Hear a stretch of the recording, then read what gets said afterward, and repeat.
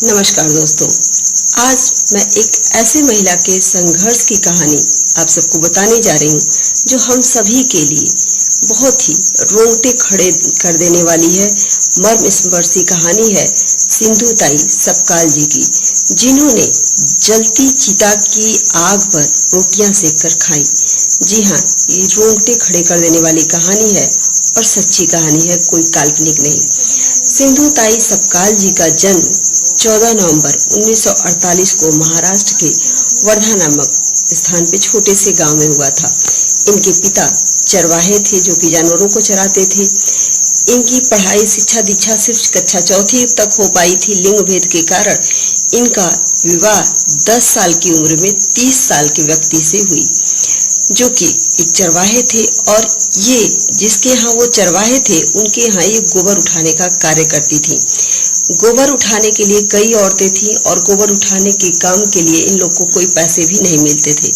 जब इन्होंने मुखिया का विरोध किया इसके लिए, तो मुखिया ने इनके पति को ही इनके खिलाफ भड़काया और इनके पति ने इन्हें, जबकि ये 9 महीने की गर्भवती थी, उस समय उनके पेट पर लात मार करके भगा दिया घर से। खींचते हुए ले जा करके जहाँ जानवर बांधे जाते हैं, गाय भैंस बांधी हुई थी, वहां पर ले जा करके इनको फेंक दिया और जानवरों को छोड़ दिया ताकि जानवर इनको कुचल करके मार डालेंगे, ताकि वो बच्चा जो है, क्योंकि वो उन्हें लगता था कि वो बच्चा मुखिया का है, मुखिया ने भड़काया था, तो इस वजह से उन्होंने फेंक दिया ताकि ये महिला मर जाएंगी।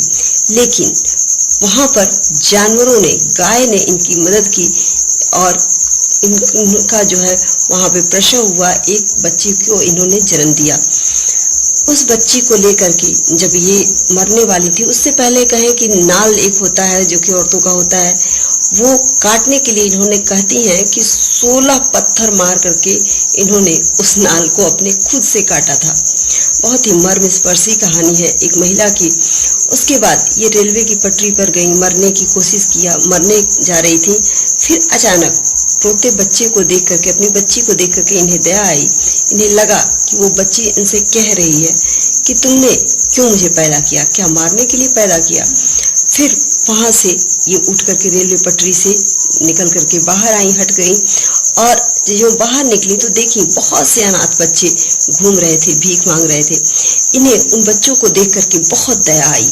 फिर इन्होंने सोचा कि मुझे, जिस तरह से मैं आज अनाथ हूँ, मेरा कोई नहीं है इस बच्ची के अलावा जो कि गोद में है। फिर उन्होंने उस बच्ची को लिया और प्रण किया कि नहीं, मुझे मरना नहीं, जीना है और दूसरों के लिए भी जीना है। फिर उसके बाद इस स्मशान में जा करके छिप करके जब रात होता था तो ये जाती थी और जलती चिता पर जो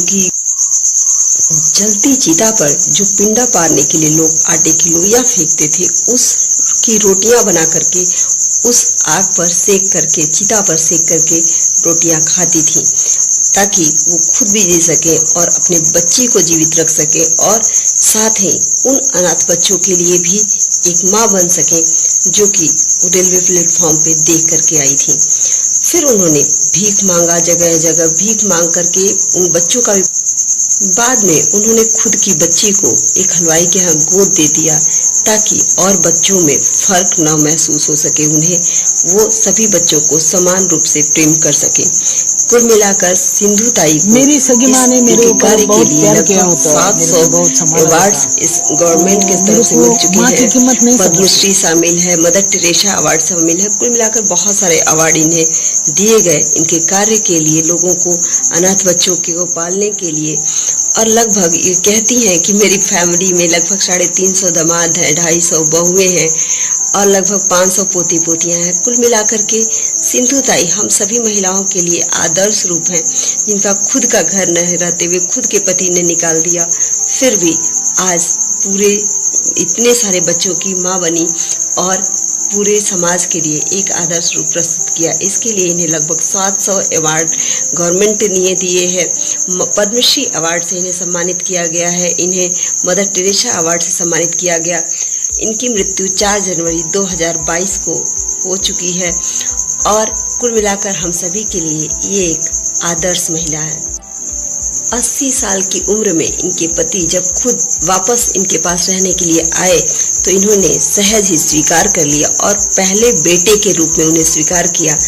अजीब सा बात है कि इन्होंने अपने पति को अपना पहला बेटा कहकर पुकारा और उन्हें स्वीकार किया। इस तरह से ये एक आदर्श महिला है हम सबके